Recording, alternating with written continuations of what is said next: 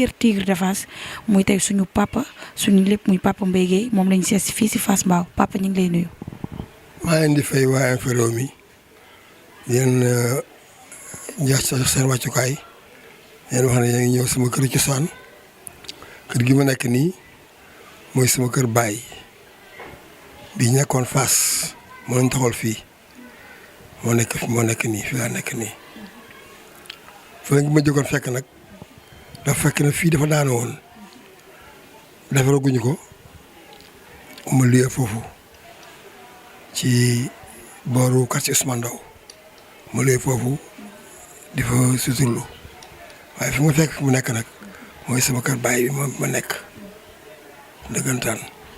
waaw neex ma asalaamaaleykum wa rahmatullahi wa barakaatuhu. Père Mbaye Guèye bu Fass le premier tigre de Fass tey dañoo bëggoon a xam ni kan mooy Père Mbaye Guèye ndax dañuy dégg ñu naan le tigre de Fass mais tigre de Fass ak turu Père Mbaye Guèye bi ñoom ñaar est-ce que am na différence. waaw am na différence Mbaye Guèye mooy bi ma juddoo sama baay tudd moom Mbaye Guèye ma benn xaritam bu tudd Mbaye Guèye waaye bi ma demee ba jëf loo xam ne nag war na symboliser sama personnalité ñii dem wax tigre de Fass benn nit moo ko tuddee bu tudd Yambar Diop journaliste au Soleil Dakar Matin xam nga par Dakar xam nga Dakar Matin loolu la woon Dakar Matin ou par Dakar à l'époque moo fi nekkoon benn journal rek la woon moo ko tuddee tigre de Fass dama jëkkoon tuddee satanique dama jëkkoon wax ma ne ko loolu bu mu jëm kaw parce que kooku day rey ay nit ñu koy photo muy jigéenu biir bi xot seen biir di leen rey te loolu melu ma noonu man ku ma gis xam man dama desul sax quoi man ku bëgguma sax rey mbóot waxuma ak rey na leen kon nag kooku du ma ko tudde mu dindi ko def tigre de Fass c'était au soir de ma victoire contre Ousmane Sandiambour le 14 juillet 68 ci le lendemain lundi ba xaw mardi ba mu titré le tigre de Fass loolu mooy ni tur wi différence bi mooy bi ma defagul dara tudd moon tigre de Fass mais bi ma defee dara nag tudd nañ ma tigre ku deful dara doo dégg dara loolu fi wax waaw defoon naa dara moo tax ma dégg loolu. Père Mbaye Guèye le tigre de Fass tey mën nañoo xam ni tey Père Mbaye Guèye lan moo ko dugal ci làmb dafa amoon papa buy bëree wala mam buy bëree ndax am na lu bari loo xamante ni héritier nañ ko ci yow mais yow fan nga héritier làmb. waaw làmb moom ci sama deret la nekk non seulement si sama deret la nekk waaye dama ko jàng nag dama ko jàng bu baax a baax mbapat laa def bu bari 64 ba 68 maa ngi mbapat 4 ans même mbapat. boo ko doonee baax na waaye boo ko jàngee ci li gën a wóor doon naa ko certes ci sama baay bërëkat la woon séeréer saafeen la tund saafeen kenn mosu ko daan kooku mag ñi wax nañ ko nee nañu Gana Gueye kenn mosu ko daan séeréer saafeen ci tund saafeen mooy ko dara jam ñaajo ba ca kaw tund saafeen la loolu lu wóor lañ mag ñi wax nañ ko ñoom papa Gouton wax nañu ma ne ma papa kenn mosu ko daan dama wax yow sa doo jot sa baay fii sax ndax sa papa kenn mosu ko daan sama maam ci sama wàllu yaay Saawar Njoxo Demba ku nekk dégg na ko Saawar Njaay ku nekk dégg na ko kooku te mbëru mag la woon noonu bëri ñoom mbëru xule ñooñu kooku bëri gi foofu la jógee waaye nag li gën a wóor dama ko jàng nag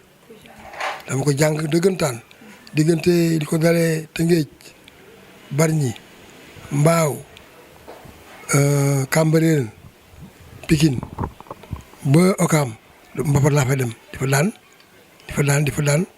ba ñu reconnaître ne man mii mbër laa ma soog a dugg ci làmb ji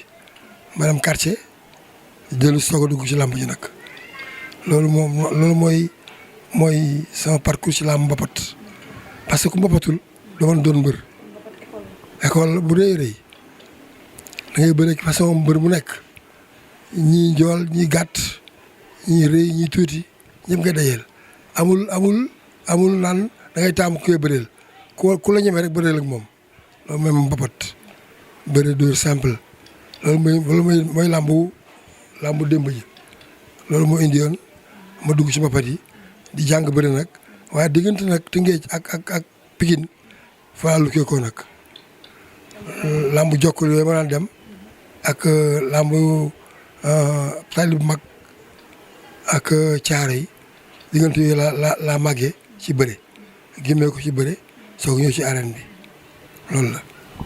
écurie Fass bañ koy sos dafa fekk Père Mbaye Guèye wala Père Mbaye Guèye dafa ñëw dabe fekk écurie Fass. non man maa écurie Fass man maa ko sos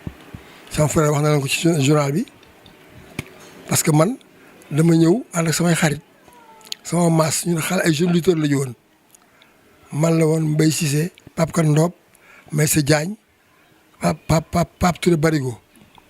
ñu xëy rek daal di ne nañu bëri ji biñ ñëwee ñu dugg ci làmb ji ak faga 2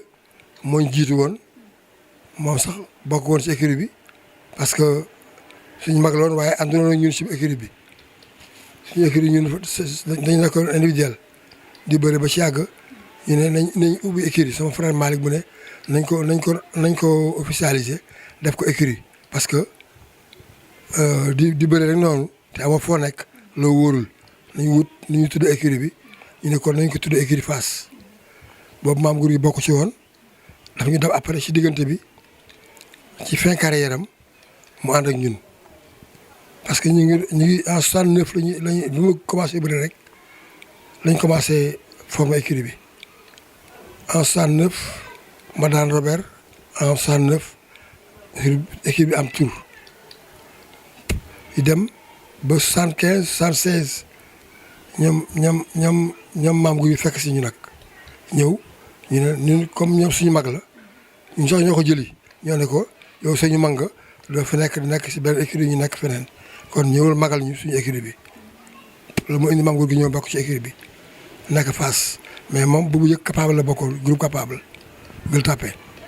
fa la bokkoon ñoo ko jëli nag ñun ñu jëli ko këram mu ñëw bokk ci écurie bi ñu bokk ñu entraîné Habib Gueye ak Issa Camara di ñuy entraîné boxe ki ñu entraîné judo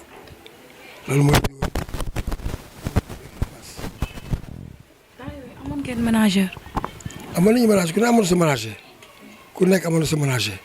écurie nag du ne da ngay ñàkk manager da ngay bëre da ngay am manager di bëre ñàkk manager di bëre parce que manager mooy ki dox sa diggante ki lay bëriloo rek ki lay bëriloo day am lu mu tudd sa manager am lu mu tudd boobu temps nag Alaaji Dame Mbaye moo nekkoon sama manager Pape Mbaye moo jëkk sa nekk sama manager sa Pape Mbaye kii mu jël engagement Moussa Gueye moo jëkk a nekk sama manager Alaaji Dame na ko kii léegi dafa màgg ëpp na la léegi mbëru mag la bàyyil ma yor ko mu jël ma di ma engagé loolu moo ne Alaaji Dame di ma engagé Pape Mbaye moo jëkkoon engagé à l'époque après Pape Mbaye Alaaji Dame jël ma di ma engagé loolu moo am. temps yooyu ñaata promoteur ñoo fi nekkoon. bariwuñu woon nag boobu temps promoteurs yi Papa Djibi Diop fi nekkoon Makhari Thiam ak Bassirou Diagne ak kenn ku dëkkoon Waalo xaw ma naka ñang mag rakk ci gouverneur la woon ku sant ñang xaw ma fatranaturam ñu fa nekkoon 4 la ñu doon wala 5 promoteur fa nekkoon Sénégal yëpp doon tëgg làmb Dakar di ko tëgg kaw di ko tëgg fu nekk ñoom la woon. mais am na koo xamante ni moo ci nekkoon ci xarit kon léegi promoteur yi est-ce que amoon na ci promoteur boo xamante ni. waaw Bassirou Diagne moo nekkoon sama mag nekk sama nijaay di def lépp pour man dama daan bëri sax mu wutal ma sëriñ engagé ba pare wutal ma sëriñ mais nag dafa am fu ñu yemoon mag moom bu lu ma bëggul def lu ma ko def loolu mukk ci àddina man dama mës a bañ ku may noot soo ma bëggee noot nga bañ soo ma nee fii nga yem ma bàyyi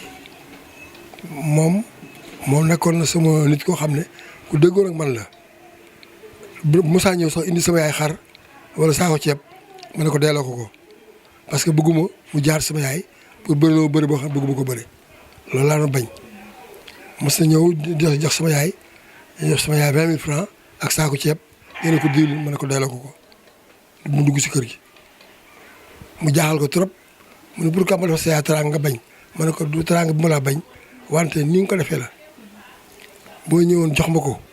d'accord mais jox ko sama yaay fay mel dañ koy jënd te man bëgguma ko tàggat sama turu yaay loolu laay bañ. mu ngi si àllaaxira nag mu ngi si njëj yàlla maa ngi dund moom mu nekk fi mu ko feneen mukk si àddina ëpp naa loolu. loolu moo tax ba amoon looy bañ daal moo taxoon man daawu jóg borom làmb yi daawu jubóo parce que nag am nañu bindoo ndax nit ñi liñ fi nekk woon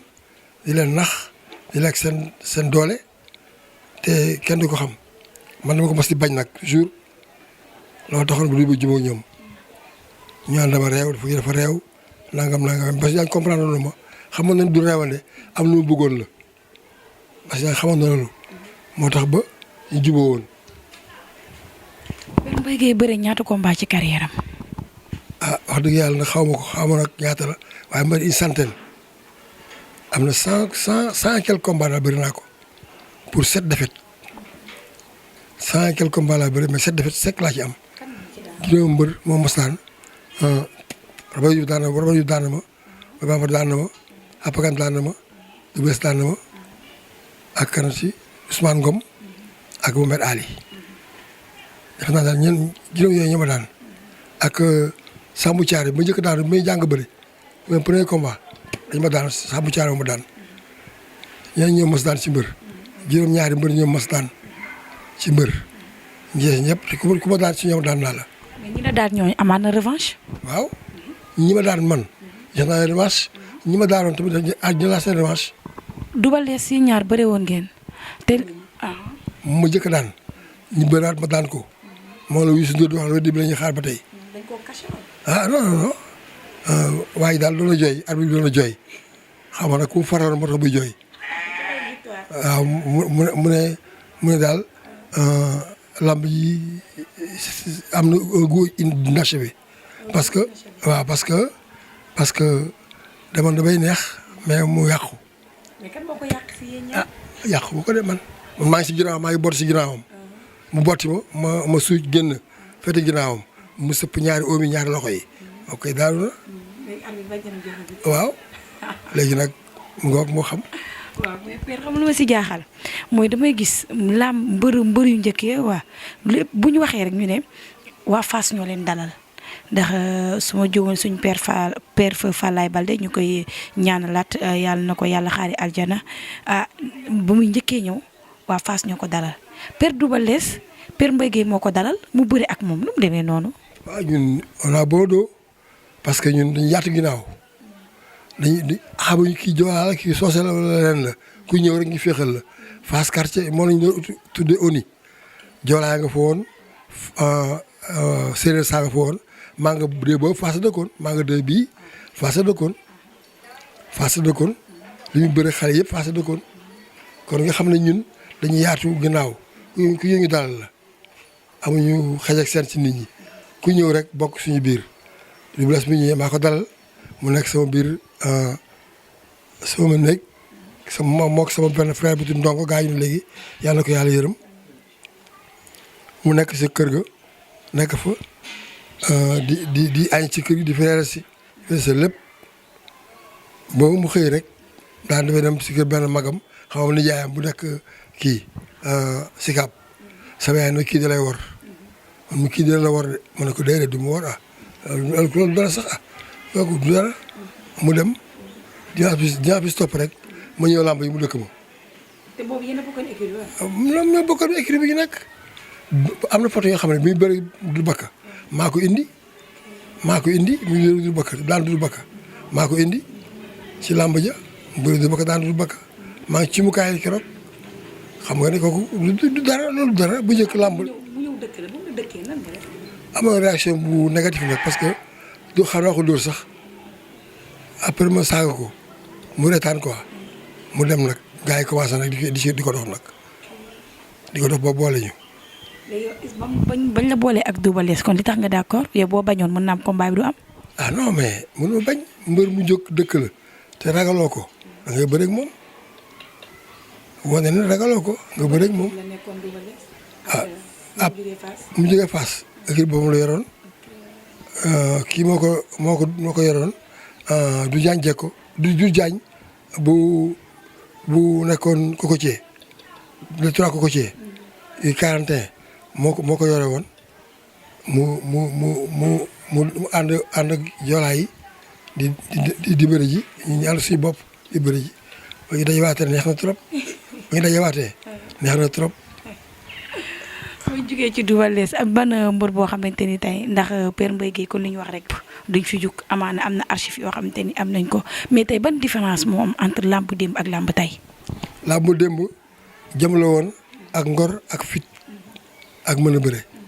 waaye làmb tey xaalis kese la. kese loolu différence bi. différence mooy loolu xaalis kese la. xaalis rek mooy làmb tey ku nekk day nekk mbër bëgg ba nga nekk mbër pour am ci xaalis bi looloo tax ba làmb ji yàqu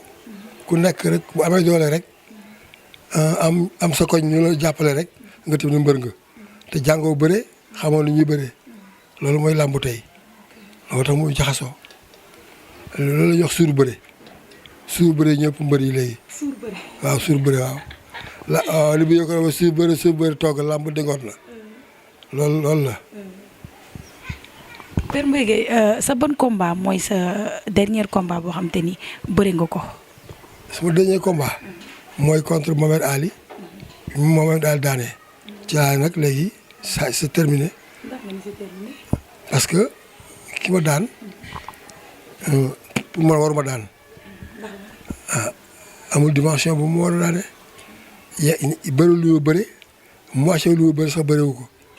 ba pare ma nangu bëri ak moom à l'époque mu bëri moom mu daan ma mais nag mbër moo gis xale ko sippal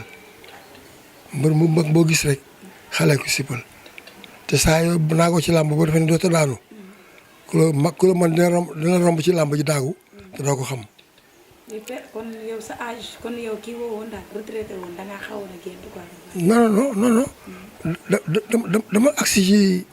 parce que man amoon 40 ans may bàyyi bëri am ma 40 ans am ma 45 ans j'avais juste 86 40 ans pile ci laa bàyyi bëri 85 quoi laa bàyyi bëri 39 ans laa bàyyi bëri loolu la. boobu da nga amoon xaalis tamit xaalis. non du ñu seen xaalis sax mais amatu moom lu may prouvé ci làmb ji daan naa ñëpp ba kenn ku ma warul daan ma donc dama war a bàyyi xajal xale yi bëri bu ma bërati rek combat Birahim la wala Tuubaabu Joor wala Mor Ngeer seen morom ñoo fi nekk léegi nag ma bëggoon bàyyi ma génn ci làmb ji loolu la woon. bu nga génnee ci làmb ji nan nga def da nga ñëw toog seetaan wala. dama toog di former ay xaleel Cheikh Moussa ñoom génne ak ñoom Tuubaabu Joor ñoom jëkk génn Birahim Ndiaye Mor Ngeer ñoom ñëpp maa leen formé ñu génn waa Fass ñu nekkoon. deuxième Tigre de Fass. deuxième. non ñooñu boobu temps loolu xewul woon boobu temps dañu nekk ci équipe bi nekk ay ñu bari di bëre ku prouvé rek yaa na ci kaw man maa gënoon prouvé maa nekkoon seen mag ñoom na ci kaw loolu la woon mënu ma leen woon nag waaye maa nekkoon ci kaw maa nekkoon.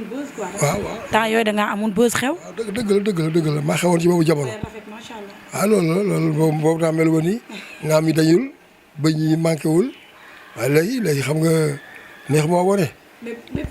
attends parce que dañu temps yooyu noonu est-ce que kon xale yu jigéen ni ñu meloon ni ñu mel nii ci ngay gis xale yu jigéen ñi topp mbëri mais est-ce que boobu noonu temps yooyu tamit Père Mbaye Guèye amoon na coow boobu. yooyu ko rawoon ñoo ëppoon xaalis sax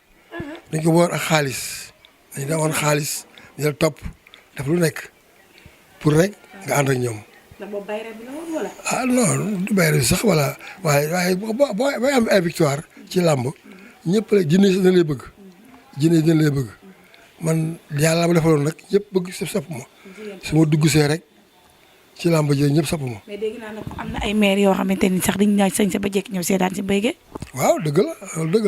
loolu suñu borom la bokk la yàlla moo dogaloon ma am bayre boo xam ne nit ñi dañoo bëggoon jinne yi sax ñu bëggoon jinne yi sax gëm naa ne jinne yi sax dañu bëggoon maanaam am ak affaire ay jinne sax yoo xam ne xaw ma leen loolu am na moom parce que boo nekkee ci biir mbir yi nga dajee ko xam ne xamoo ko. est-ce que kon gars yi daaw ñu xeex. kii jigéen daaw ñu xeex la Père Mbaye Gueye. ah plusieurs fois kay. nga fekk ko. xeex nañu ba taay sama jabar mu jëkk am sax mos a xeex ak sama benn xarit du woon sama coro waaye sama xarit la woon. xeex ak moom bu dem police waaye man dem ma fenn dama toog sama kër rek ma ne ko da nga ñàkk fay damay xeex ay jigéen ma takk la yow rek jigéen li ñu bari ma yow takk la yow ngay xeex di xeex ak ay jigéen demal police yow man du ma dem police comme seen woo man du ma ñëw c'est pas mon problème. arrangé leen ko seen biir yéen ñu arrangé ko noonu demee. waaw Père Mbaye Gueye beneen bi mooy tamit gis nañ ni comme que écurie Fass Moustapha Gueye moo nekkoon deuxième tigre de Fass Moustapha Gueye bi nan la indi woon écurie bi est-ce que amoon na ampleur kon Mbaye Gueye ni mu amee woon ampleur wala. waaw amoon na ko parce que Moustapha dafa ñëw indi Fass itam boppam ay technicité am ak ay xarañam la indi ci biir làmb ji ñëw rek imposé wu loolu moo waroon sax gars yi dem ñoom Birahim ak Mor Ngueye rek tubaab bu jure dem daal ne man damay xaaral sama rak mooy taxi de ça te yàlla xam nañ di woon loolu moo tax mu di dafa prouvé dafa ñëw prouvé lu ñu prouvé wul ñoom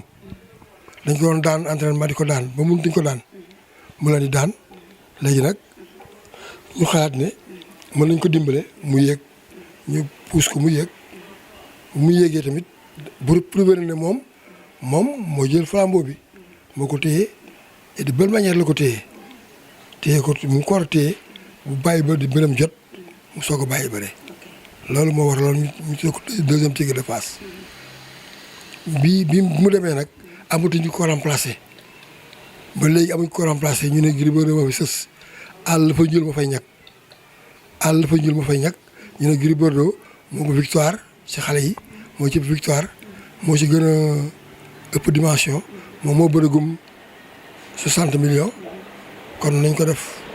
introniser ko def ko le tigre de Fass malheureusement ou heureusement ça n'a pas marché comme on le souhaitait alors mu def ay faux pas régressé tuuti quoi damul ci suuf dëggantaan wante xaw na wàcc ba ci yàgg mu yéegaat ci fan yii mag duul nañ ko jël boo xam du jëlu dara contre Balla Gaye avertissement ñu ko jox mérité wu ko non mérité avertissement lañ ko jox. mais loolu du jël. non loolu du jël la parce que avertissement yi mérité wu ko parce que 4 avertissement la am waa ji am 3 bu jëndoon benn bi rek jox waa ji benn kon bu ñu mooy daan parce que ba bu ñu ko jox boo xam ne dañ ko ne taxawal fii mun di ma taxaw fii parce que fii laa taxawoon mun ko boo fa taxawal ma jox avertissement c'est pas normal moom moo taxawoon jubloog Balla Gaye ni ko fii laa Balla Gaye volte face bëri bi métti bu bëgg a noppalu rek ne ko fii laa taxaw jóge fi mu taxawoon ñu taxaw fii fi taxaw foofu mun ñu ne ko jógal ñu ne Gris jógal fii dem taxaw fële mu bañ c'est normal suñ amoon plus de face mais kon Gris moo taxawoon fi mu taxaw au début du combat il faut war continuer di fa bëri rek waaye jox avertissement ci loolu moom 4 avertissement loolu mooy yàq combat bi bu ñu joxoon waaye avertissement boobu temps kon waaye mooy am 4 Gris am 3 loolu mooy affaire bi. ba Balla Gaye bëri ak Gris Bordeaux ba léegi ndax daan nañ gis ne ay sorti Balla Gaye Père Mbaye Gueye da daan wax que Balla Gaye ku mu mënti daan ndax gis nañ ne combat Yékini Balla Gaye moom moo amoon fit bi nga xam ne taxaw ne Balla Gaye mën naa daan Yékini ñu gisoon boobu noonu Balla Gaye mi ngi woon au top nekk xale kon ni ñu koy waxee mais tey Balla Gaye boobu nii la Gris Bordeaux ban Balla Gaye nga gisoon est-ce que Balla Gaye boobu la ak Balla Gaye bii. ah non c'est pas la même chose parce que boo toogee 2 ans bëriwuloo te amoon feebar sa yaram ñu koy soigné di ko soigné mu téye wér da ngay perdre sa force bi nga amoon da ngay perdre vivacité bi nga amoon sa réflexe da nga koy perdre il lui manquait beaucoup de choses muy bëri Gris Bordeaux dafa waroon daan Balla Gaye mais daan ko waroon daan carrément. est-ce que boobu Gris Bordeaux mën na ko daan parce que boo seetloo song mu ko songoon bu ko wañoon rek mu dem song mu ko songoon jël tànk bi bu ko wañoon rek mu dem. calcul Gris Bordeaux yi moo ëpp. calculé lu bari mu ngi calculé woon bay na fi 3 appuis 4 appuis yëpp loolu dafa calculé waale loolu moo waraloon loolu am mais su fekkoon dafa bëre consciencieusement avec la conscience tranquille dem bëri ji daan damay daan waa ji dama koy daan facilement mais amoon ay pensée ci bëre bi moo tax loolu demee noonu mais Balla ba mënoo gis bu njëkk waxoon naa ne pareegul waxoon naa ko ci biir interview mu amoon yëpp naa ne pareegul xam nga sooy wax dara nag dañu war a déglu sooy wax sa métier ñu dañu war a déglu xam li ngay wax lan la mais gars yi dégluñu woon mais waxoon naa ne Balla pareegul xëy na nag bu fii ak décembre janvier mu pare mais pareegul woon si léegi pareegul daal ba léegi pareegul man gisuma mu pare. moom Modou Lo est-ce que am na favori. kan si Modou Lo Balla Gaye. ah après moom jox dara parce que ñi sama doom lañu dama bàyyi def ay pronostic ci combat léegi parce que ñëpp sama doom lañu te ñi waaw mais dañu gis noonu xam nga analyse dafa jafe analyse gan la ci Sénégal bu njëkk boo ko mosaan def du ñu taxé dara waaye léegi boo ko waxee rek ñu ne ko farak kii da ko farak kii c'est pas ça loolu laa bañ def léegi sama doom yi ñu nekk Europe dañu ma wax ne ma papa dañu bugg nañu lay ñaan nga bañ wax def analyse ci lamb yi parce que lamb yi ils ne sont pas justes fekkoon ñu normal lañu kon mun nga def analyse comme il le faut Europe dañu def footballeur di def ci analyse ci combat ci match yi ah Bein Sport da ngay gis ay sportif rek ñoo fa nekk ancien sport di wax ci match bi ki mu war a gagné ki mu war a gagné ki qualité bi lii la défaut yi lii la di ko wax te noonu lay demee noonu la war a demee ci lamb ji mais ñun bu ñu waxee rek ñu xooloo ñun dañ ko bañ. dañ ko bañ Bombardier waxoon naa ci Bombardier ñu dama ko bañ bañu ma ko man doo bañ champion laa woon xam naa naka la nekk champion kon mënu bañ champion même bu ñu bokk équipe bu ñu nekk mu ko faralul ay am combat yoo xam ne dama koy bëgg mu daan ko parce que man jàmbaar la bëgg mais su ma waxee ci Bombardier dama waxoon ne il ne changera jamais waxoon naa ko ci combat bu mujj bi war na ko wax ne il ne changera jamais il sera toujours Bombardier.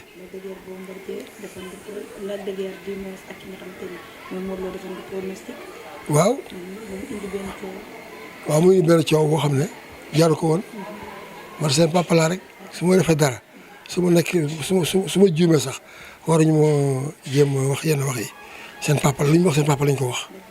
seen morom baay laa seen baay su ma magul seen baay maguma j'ai 72 ans jëm 73 ans donc du ma xaleel lu may wax damay sama xalaat sama maamee laa toog di wax du ma wax mukk luy gaañ nit du ma wax mukk luy lor nit du ma wax mukk luy offensé nit dama ko wax damay wax rek sama métier laay wax nag ci foofu laay yem su ma nee diw du dara ba yaakaar naa ne dinañu dox si ko waa ji xeex ak moom bëre ak moom def ko may mal dessus loolu laa ko jëlee woon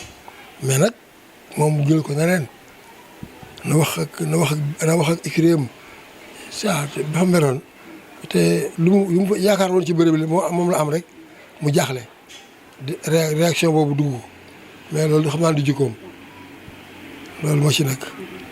beneen bi mooy gis nañ fan yi moom waa Fass daa am coow ndax gis nañ Fass problème yi ci am yëpp ndax mën nañoo wax ni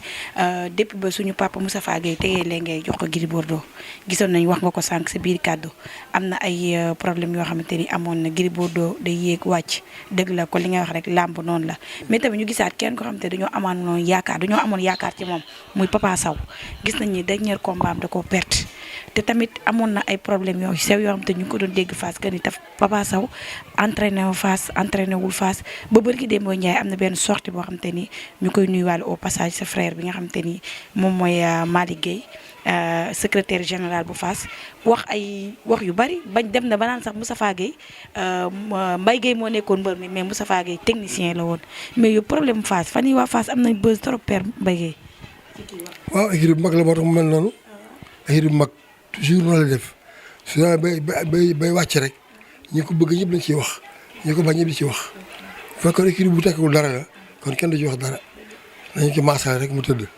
comme yenn écuries yi xam nga dégg yenn écuries am coow te pourtant ñun ñoo tane sax ñu ngi bëre daanaka daanu mais écuries yi ci des bëriwuñu sax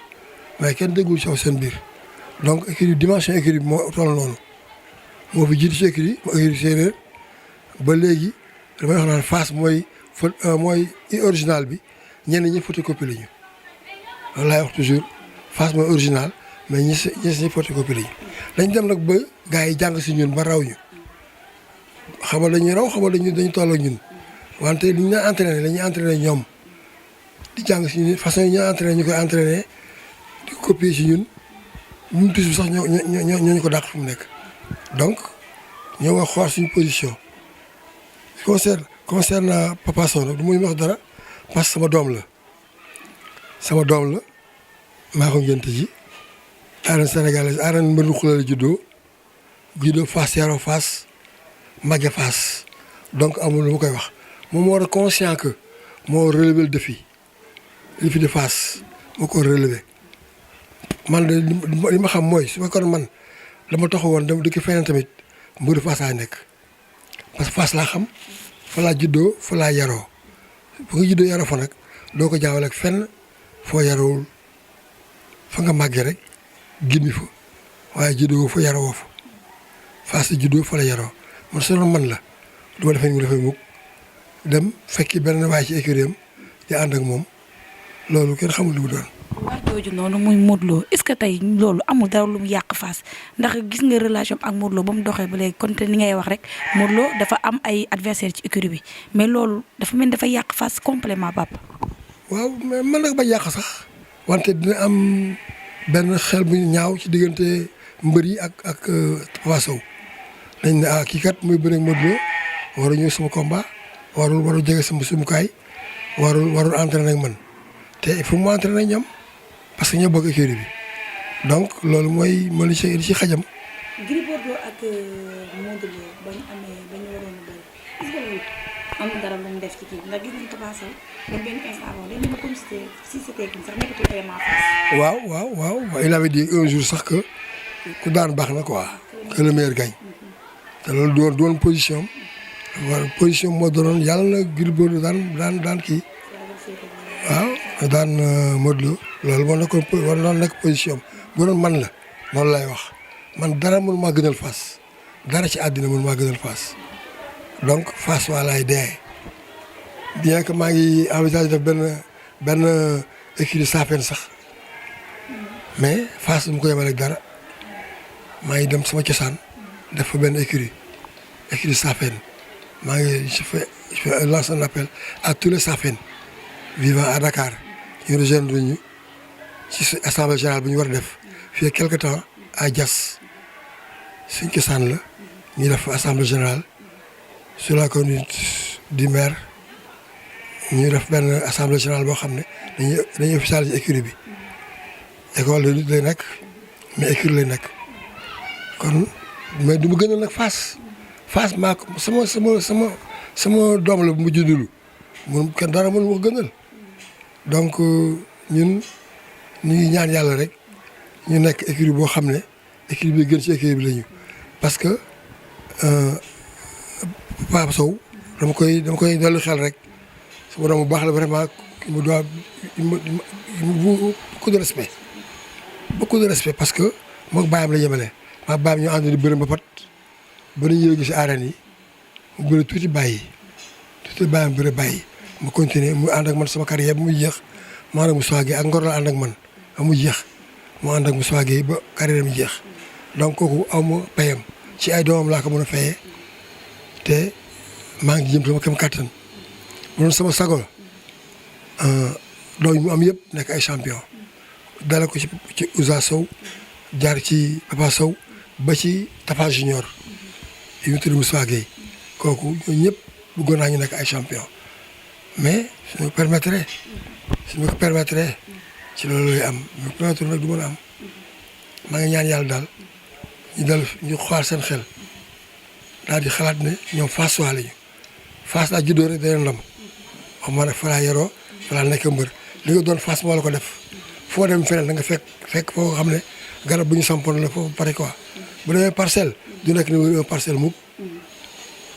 day nekk rek dëpp ci ginnaaw Modou Lo loolu lu clair la Modou Lo la parcelle dees si seen xol Modou Lo moom mooy champion Parcelles Assainies donc bu mu ko jaawaleeg Fass gi nga xam ne dafa war a nekk champion loolu laa koy xel waaw. yooyu bari na fi ndax gis nañ ni Balla Diouf tamit fin carrière bi dama ne benn instant am na ñoo daa trahir Gris Bordeaux ñu gisaat ni Bruce Lee gisatuñ ko Boy Naar tamit ñu ne woon xaritu Balla Gaye la woon moo tax mais Fass. non ñooñu ñëpp si dama teg ci dafa ne rek jalousie moo tax ñu def loolu parce que mbër buy jóg day jógaa rek maasam bu leen rawee rek ñu commencé di ko xalaat mbër yëpp benn lañu dañuy am xolu jalousie loo tax bi Gris jógee ba daan Bombardier daan fi ay gaay daan Tyson Junior daan gaay yëpp ay gaay yëpp bu daan leen dañuy xaw a am jalousie ci moom rek di wax yooyu mais Gris bokkul ak ñoom sax ligné bokkul ak ñoom fu ñu jëm bokkul ak ñoom taxawaay bokkul ak ñoom objectif donc jalousie moo tax rek ñu wax loolu. Balla Diouf xam nga tegal taala ci toog rek daal di bàyyi bëre nekk ancienne gloire di tëgg ay làmb loolu moo di ko objectif am ci nekk champion moo nekk objectif am bokkuñu ñoom Boy Nar c'était pas un champion mbër mu bëri comme ça rek neexal làmb ji rek bu mu ci am jël loolu la woon nekk woon mbër bu dëggu quoi am ni par la taille ni par l'intelligence ni par autre chose li mu nekk waaw mu ngoog daal genre yooyu daal loolu mu ko tuddee comédien parce que un comédien dafay def ci benn école lay génne day génn ci benn école nekk comédien mu ko tuddee comédien mais mbër la woon daal bu réew daal waaw bu xorom waaw loolu la woon loolu moo ci nekkoon bi yooyu jeexee mu dem ci Balla Gaye gis ngeen ni mu mujj na mag Balla Gaye yi ñu sànnante ay xeer ku ne sànni si morom xeer loolu dañ ci fekk nag ñun mag lañu dañuy gis ñu ñëwagul ñu wax ko waaw Bruce Lee nag mu ngi si biir équipe bi mais nekk ci presque du entraîné si def dara mbër mu ci du entraîné nag man du ma ñëw sax sa combat du ma seetaan sa combat du ma fa ñëw télévision sax du ma ko xool parce que xam naa ci daanu ji da nga jëm mbër mu entraîné wul daanu ji la jëm mbër mu entraîné wul ci daanu la jëm dañuy commencé gis ne mbër bu sonn daanu alors c'est pas bon loolu laa leen di bañal nag man seen papa lu ma leen wax rek nañ ko seet xoolal aussi mbër mi ci nekk Grand Dakar Lac Rose li ma koy fay jël su fay ji woon ba léegi bu ñëwee daan ko waaw facilement ñi ko daan ñëpp moo leen mën ñi ko daan ñëpp moo leen mën Modou Anta ak ñeneen ñëpp moo leen mën Moussa Ndoye ñëpp moo leen mën waaw parce que moo jëkkoon nag suñu espoir pour relever le défi mais mu am manquement yoo xam ne day entraîné tey du entraîné wala bu entraîné ba yàgg genou bi yëngatu mu dem toog te loolu baaxul ci mbër man dama ko doon demal affaire tànk bi préparé nañu lépp mu dem CTO dem affaire tànk bi mu ne day fay ji France mu ne France te toog fa ñeenti weer dellu si ne wér naa mel ñu lay nax ba mu lay nax. waaw léegi nag ma waxoon ne du bëre mais gars yi par souci de xam nga lan la dañ ko duggee ñu ne cas social la yaayam nangam baayam nangam cas social la dugal ko si biir mu ne baax na te bàyyi leen ñu dem ñu bëre ñu daan ko te loolu xam nga moom la ñàkk après le lendemain mu woo ma téléphone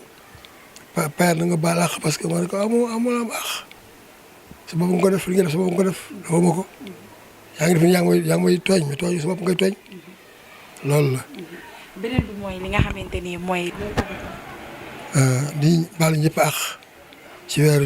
Tabaski bi ñu jógee di ñaan ñëpp jàmm di ko ñaan sama njaboot bu àll ak bu dëkk maa ngi ko ñaan di ko ñaan njabootu àdduna yëpp di leen wax ne seen mbéy mi fi nekkoon dem moo fi nekk tey rek du changé mukk langage véridique bi ak Pastef bi dëggu gi moo fi nekk fi jóge mukk maa ngi ñaanal nag président fi mu am deuxième mandat